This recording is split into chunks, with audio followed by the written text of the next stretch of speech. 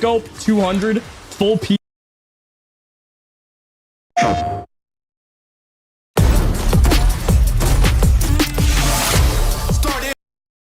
Piece, everything.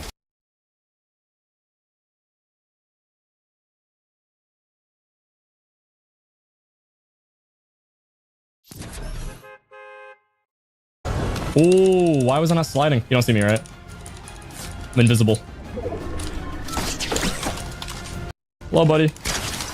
Back from this chat. We're coming back.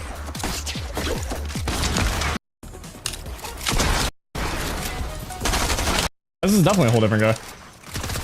Okay, we're cooking. We're cooking. Not that many kills right now, but like we're slowly to take this off my hands, bro. Fish. It's just that fun. Oh, does he have the mythic exotic?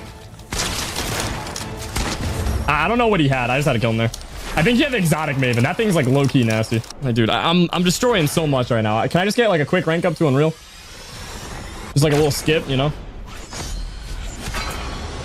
Okay, that's not bad. 71%. Okay, wait. Hold on. How did I get 122 the other match? But then this one with almost the same amount of kills is 70. How does that make any sense?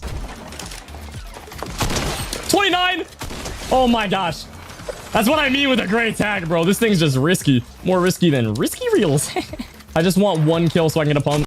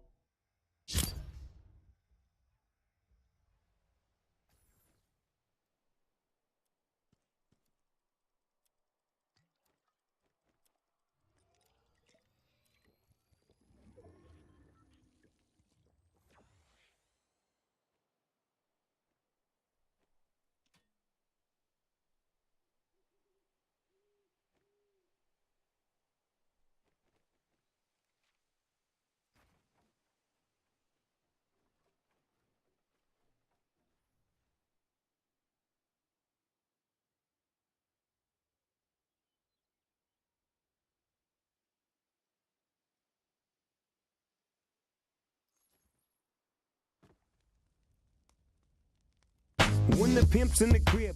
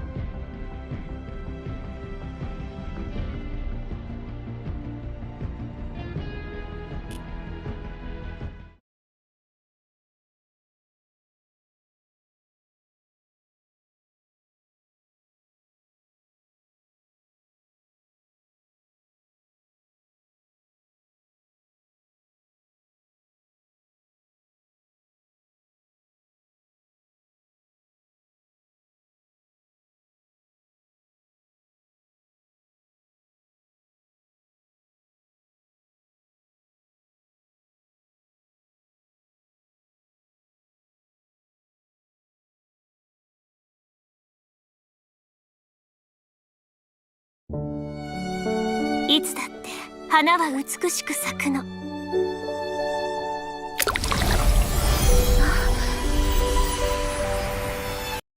I'm testing to see if these Minecraft theories are actually true or just fake clickbait. Starting with, are striders and squids actually the same species?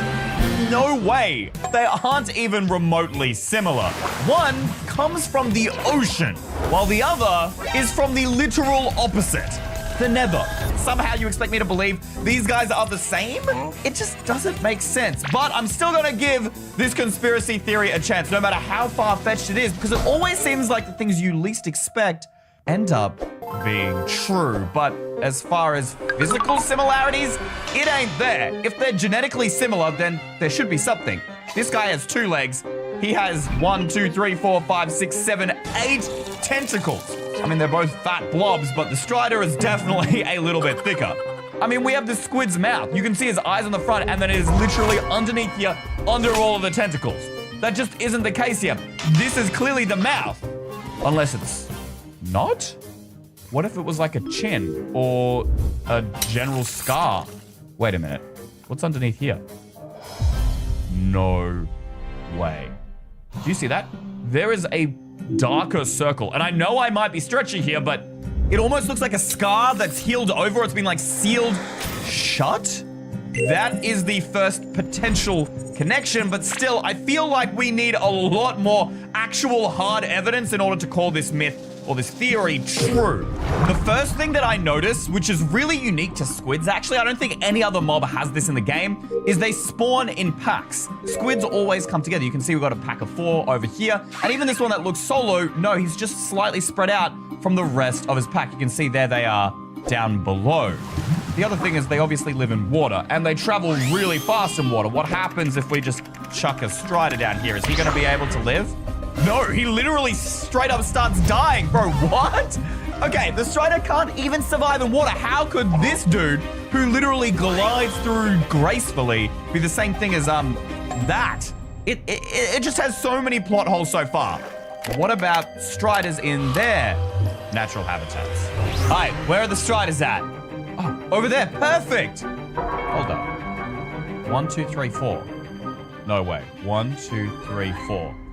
Guys, are you seeing what I'm seeing right now? Dude, the striders, they spawn in groups, just like the squids. There is no other mob that does this, and yet here they are spawning in groups. And just how squids need water to survive, they need a liquid to survive. And striders, they need lava. They also need a liquid in order to live. Kind of like me, and honestly, all this talk about liquid is making me seriously thirsty. Luckily, you can just grab the brand new EYStream water bottle and flex it to all your friends at EYStream.store. Ah, that's good. Or down below, guys, along with a bunch of other merch before we sell out. But speaking of selling out, I don't know if I've sold out to this conspiracy theory just yet. What happens if we actually take them out of lava? Because I know if you take squids out of water, yeah, that's a GG, no way. All right, maybe if we grab some fungus on a stick. Hey, over here, buddy. Come to Papa. Wait. Look at that. When they come out of water, they start shivering? And they turn like this purpley... Wait, what's the color combination? If you combine blue, which is the color of the squid, with red, you get purple, which is the color of the strider right now. The default color for the nether here is red. So if the striders lived here long enough, in theory, what if that pigmented their blue squid skin? At the same time, this guy isn't dying. If I leave him out, he walks back to the lava. He is inclined to return. He doesn't want to be outside of that. Why? What happens if we trap him out of here for good? Perhaps then he will eventually turn completely blue. Then he might return to the original color of the squid. That could make the world of difference if this is actually true. How long do you think this is going to take?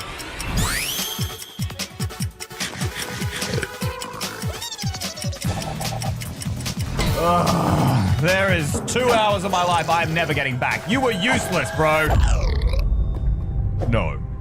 What? What? Did you catch that? Listen again. Listen again. No, this can't be real. This can't be. Is it the same for every strider? It is. You know what? Play sound Entity.strider.death. Listen. It's exactly the same. I know I've gotten excited over like literally nothing right now, but just give me a second.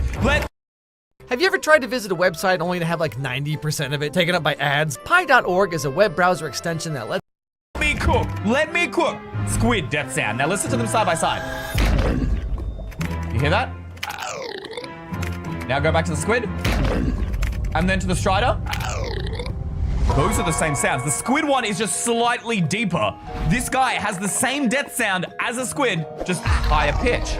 That alone is enough evidence to suggest that they could be at least somewhat related, but there is still one massive hole in this theory. The squid obviously has 8 tentacles, whereas the strider only has 2, unless it secretly had more. I swear that when Mojang announced the strider was getting added to the game, I genuinely, for some reason, thought that it had multiple tentacles, and I just don't know why. Wait a minute. This is the official Minecraft post on 7th of July, 2020, when they released the strider, and it's purple, which means I've read this article before, probably when it was released. Clearly, these screenshots show the strider with 2 legs. Why did I think it had multiple tentacles? The Nether is home to one of the most fearsome monsters you can find, blah, blah, blah, blah, blah. The strider is unique in the sense that it is the only non-aggressive mob in the Nether. That's true. This has nothing to do with his legs, bro. No wonder the strider's so grumpy. If I had to eat carrots, I'd be too. Concept art by Joanne. Wait, this is concept art. No, this isn't the crawler. It's an early strider concept. Oh my gosh. Look at this next one. More concept design. This is what they originally intended for the strider. Not 1, not 2, not 3. There are 6 legs here, and over here we have 1, 2, 3, 4, 5, 6, 7, 8. Oh my lord. One of the earliest concept designs for the strider had exactly 8 legs.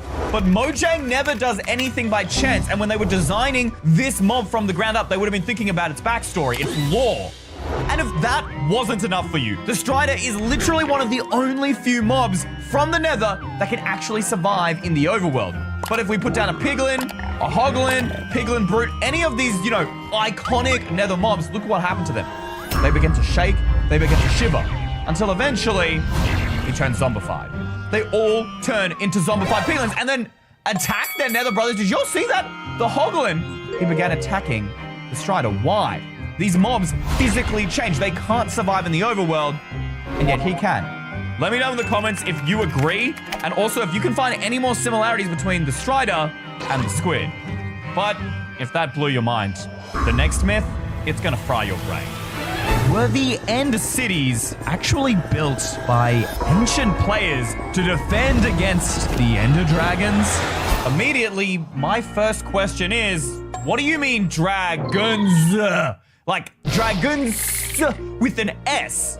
We all know that only one Ender Dragon can exist in the end at any given time. Is there even any evidence here that would show that multiple Ender Dragons once upon a time used to fly around the End dimension?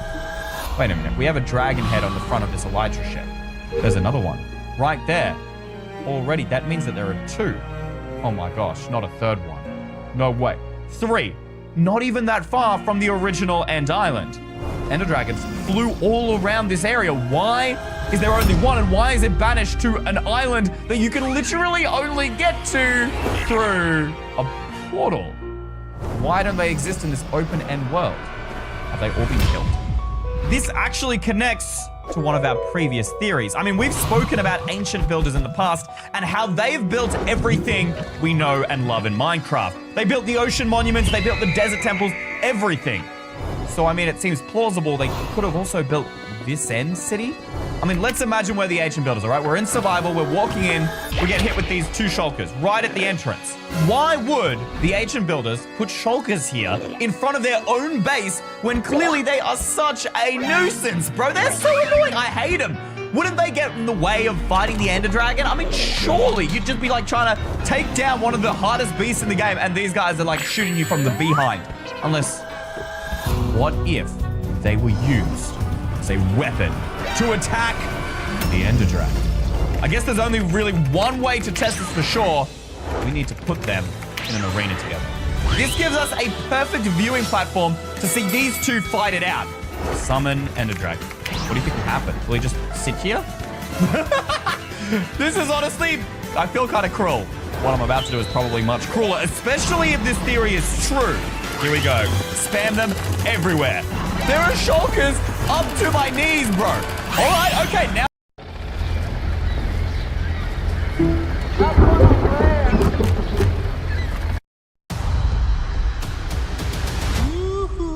Ow. Maui? I could really.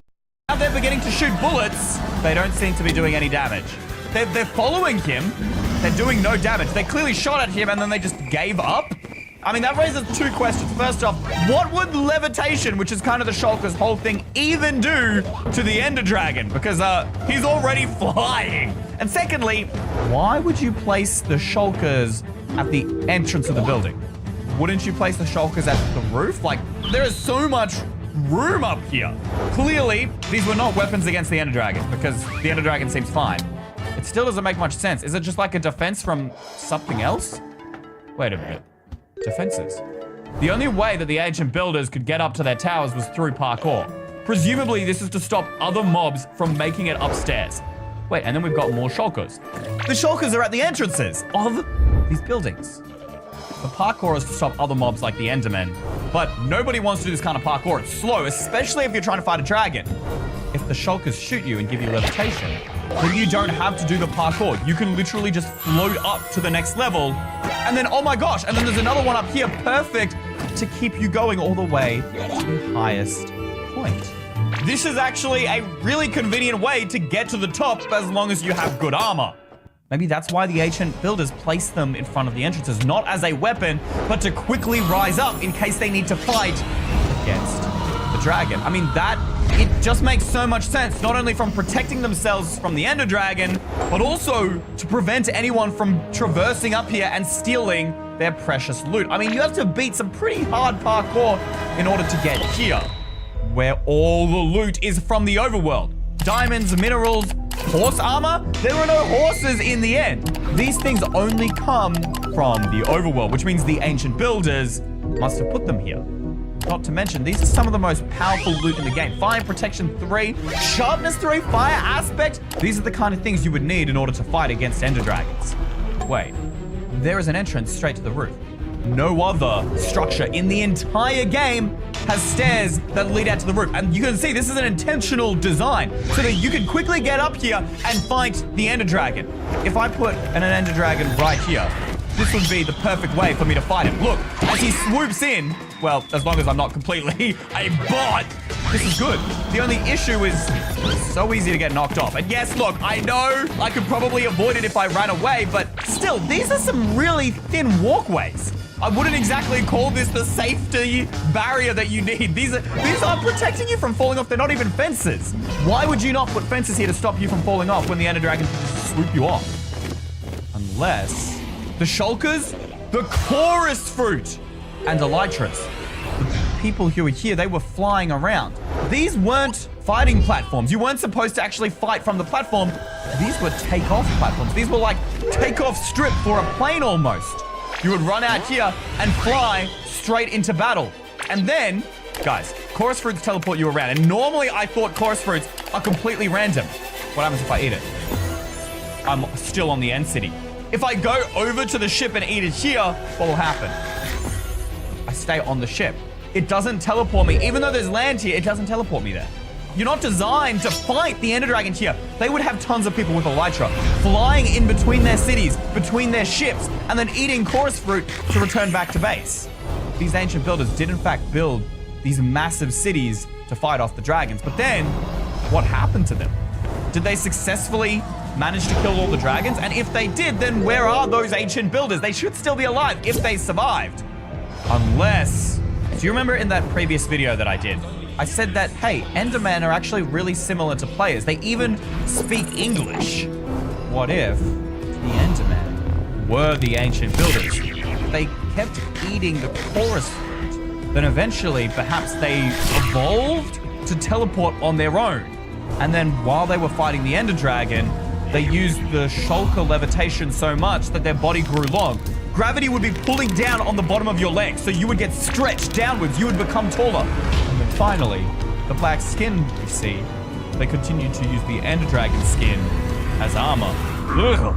I mean, that's gross and creepy, but it's not as evil as this next theory. Is Mojang actually hiding faces in Minecraft to turn it into a horror game? This is a wild theory. Why would Mojang turn Minecraft, this peaceful, beautiful world, into a horror game? Sure, I mean, there are a few creepy cave sounds from the forest.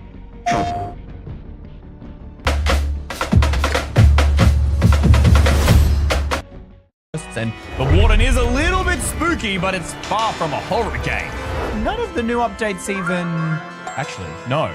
The newest update is adding this new mob called the Creaking, adding this terrifying version of the forest that are dark and withering.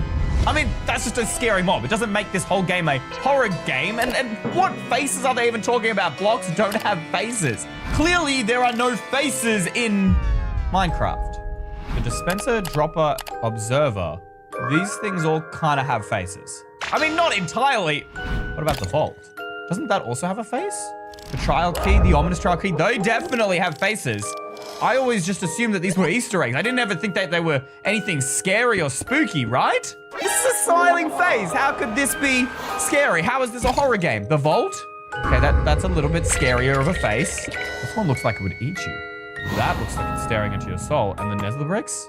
I mean, sure, this is a little bit creepy that so many blocks have faces on them.